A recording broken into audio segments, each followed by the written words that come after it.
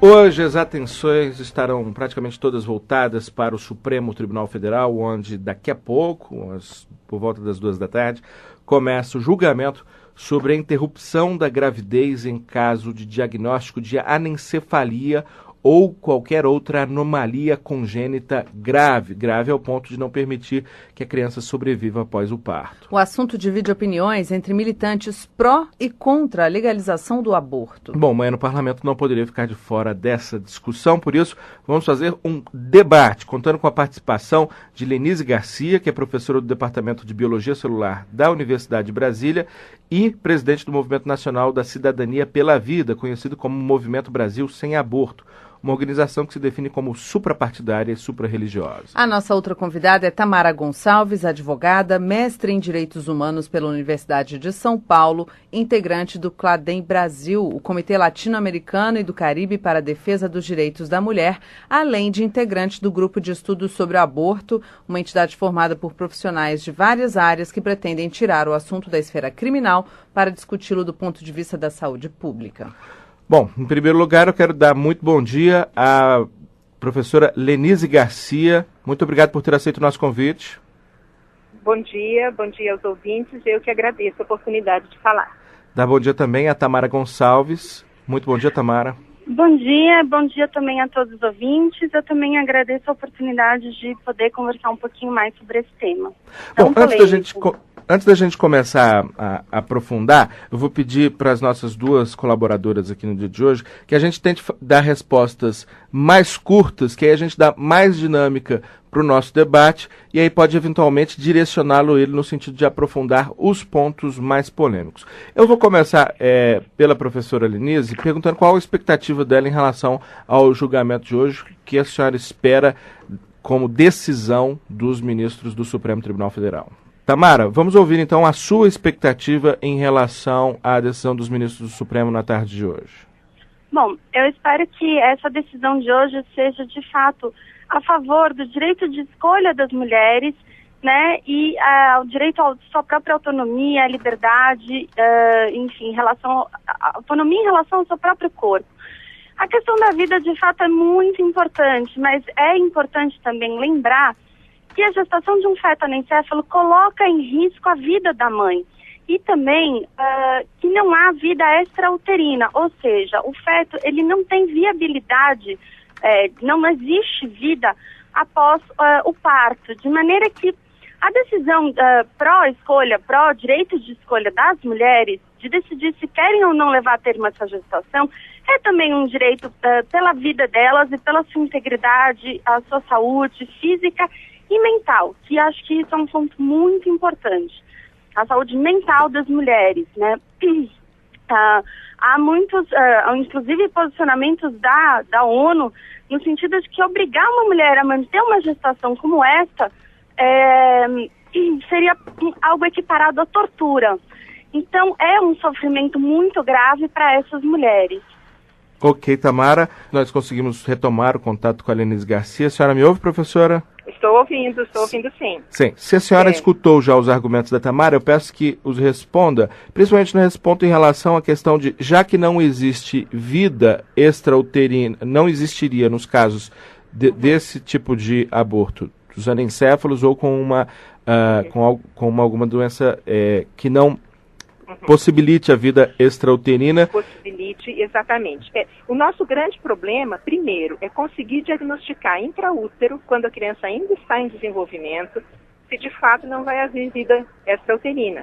Porque nós já temos pelo menos 3 crianças, uma com 1 ano, outra que viveu 1 ano e 8 meses, a outra que está viva com 2 aninhos, né, a Vitória, que eu tive nos meus braços ontem, e durante a gestação, todos os médicos diziam para sua mãe que ela não ia viver.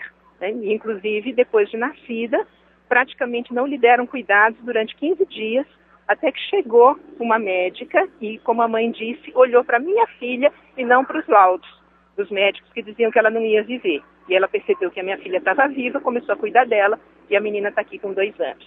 Né? Então, nós não temos possibilidade de fazer laudos com essa certeza toda, até porque a criança ainda está em desenvolvimento. Né? Depois, o anencéfalo, ele nasce vivo, ele respira por conta própria. Então ele cumpre todos os requisitos jurídicos para ser considerado vivo, tanto que ele tem uma certidão de nascimento. Depois ele tem uma certidão de óbito, que pode até ser 15 minutos depois, 1 hora, alguns dias, alguns meses, isso nós não somos capazes de prever, né? Mas ele nasce vivo, tanto que todas as estatísticas contam entre os nascidos vivos do anencéfalo, e ele tem a sua certidão de nascimento. E ele tem todos os direitos jurídicos de uma criança que nasce com vida, né?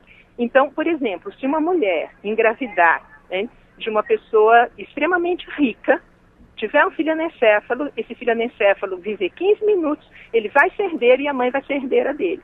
É isso que diz o direito brasileiro, né? Então, nós não podemos considerar essa criança como se ela já estivesse morta no ventre da mãe, porque ela não está, né? Ela tem uma expectativa de vida curta, mas se nós vamos eliminar, porque a expectativa é curta, então eu estou entrando em outro debate complexo, que é o da eutanásia. Não apenas do aborto, mas o da eutanásia.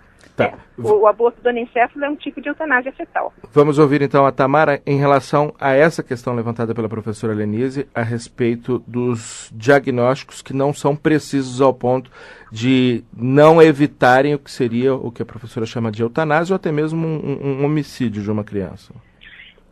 Na verdade, a medicina indica com 100% de certeza os casos de inviabilidade de vida extrauterina de fetos anencéfalos. Claro que, assim, erros podem acontecer, erros médicos podem acontecer em várias situações, não apenas nessa, em gestações normais, enfim, né, todos somos humanos e sujeitos a errar. Tamara, me permita... Os diagnósticos técnicos que identificam a anencefalia, de fato, né, porque, assim, alguns casos que há uma sobrevida de até 1 ano, não eram de fato anencéfalos. Existem algumas gradações, existem algumas peculiaridades que mudam um pouco o cenário. Desculpa. Não, me permita apenas acrescentar uma pergunta que eu farei a você e farei também à professora Lenise. Se existe algum levantamento, alguma base de dados, e aí vocês nos dizerem o grau de confiabilidade também desses dados, sobre quantos são os diagnosticados com anencefalia e eventualmente, por exemplo, se após um aborto se percebe que a anencefalia não era de fato grave. Há dados nesse sentido? Olha, na verdade, as informações que se tem é que, de fato, uma vez diagnosticada a anencefalia, é certo que não haverá viabilidade extrauterina. Como foi dito pela professora Lenise, pode ser 15 minutos, né? Pode ser 20 minutos, enfim, mas é um tempo muito curto. Qual é o grande problema disso? O grande problema é que se obriga uma mulher a manter uma gestação que ela sabe que terminará em uma morte. Né? Enquanto todas as outras gestantes estão ali gestando um bebezinho que vai sobreviver, preparando um quartinho para receber essa criança, ela sabe que essa criança que ela está gestando vai viver apenas 15 minutos. Claro, há mulheres que decidem levar essa gestação a termo, que querem, enfim, cuidar desse bebê que seja por 15 minutos. Mas há aquelas que entendem que esse é um sofrimento psicológico, mental, que elas não estão dispostas a vivenciar.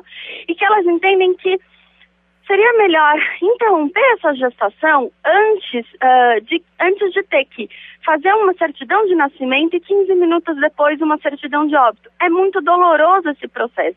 E é claro que a decisão de hoje do Supremo Tribunal Federal, e acho que esse é um ponto super importante, não vai obrigar nenhuma mulher a interromper a gestação. Ela vai apenas garantir o direito de que aquelas mulheres que entendam que não podem, que não querem levar a termo essa gestação, por quaisquer razões, especialmente essa questão do sofrimento psíquico, que já foi reconhecido, como eu disse, pelas Nações Unidas como algo equiparado à tortura, que elas possam, de fato, interromper essa gestação de forma segura. Então, acho que esse é um ponto super importante. Aqui hoje não será decidido nada que obrigue todas as mulheres que gestam fetos anencéfalos a interromperem a gestação. Vai apenas garantir a liberdade de escolha. Um outro ponto que eu acho que é super importante essa Tamara, questão sobre os dados. Tamara, antes de você entrar nesse ponto, então, para a gente dar dinâmica, eu vou pedir para a professora Lenise responder esse ponto específico que você levanta, ok? Certo, sobre o sofrimento das mães. Isso. Né? Eu diria que é falso, né, a ideia de que o aborto vai terminar com o sofrimento da mãe. E nós temos os testemunhos que estão sendo trazidos aqui. Né? A gente vê que a mãe que fez o aborto da criança encéfala, ela não parou de sofrer, ela está sofrendo até hoje. E ela traz esse testemunho de que ela está sofrendo. Né? Ela já disse para a mídia, no caso a Severina, que ela não quer outros filhos. Né? Então, a gente vê que foi absolutamente traumática a situação. Né? E foi traumática principalmente porque ela fez o aborto, porque a gente vê o testemunho das mães que não fizeram o aborto, que tem o seu filho, né? Mesmo que ele viva 20 minutos, como é o caso da Márcia Tominaga, ela já teve vários outros filhos depois, e ela fala do Felipe. Veja bem, o Felipe tem um nome, né? O Felipe é filho dela, né?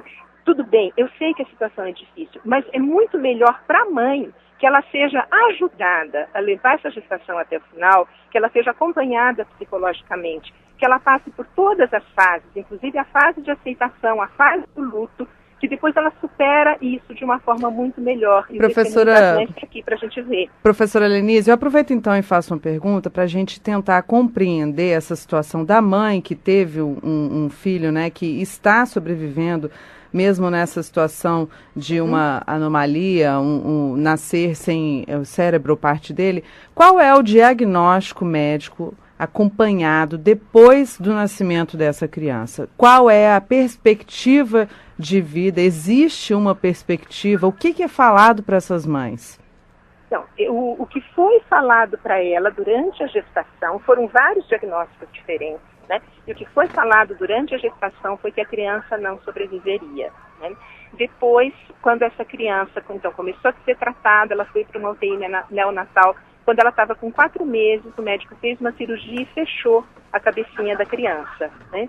Então, ela está sobrevivendo, ela começa a engatinhar com a ajuda de um skate, né? Então, a gente percebe que ela percebe a mãe, ela tem afetividade, né? Evidentemente, é muito difícil a gente saber até que ponto ela tem raciocínio, mas ela ouve, ela reconhece. Eu ontem a peguei no colo e ela estranhou, como qualquer criança estranha. Ela sabia que ela não estava no colo da mãe dela. Eu devolvi para a mãe ficou... Mas existe uma relação afetiva entre a criança e a mãe? Existe, existe essa resposta? Existe essa resposta, com certeza, né? E, inclusive, essa menina está aqui, eu até os convido a virem conhecer, a menina que se chama Vitória de Cristo.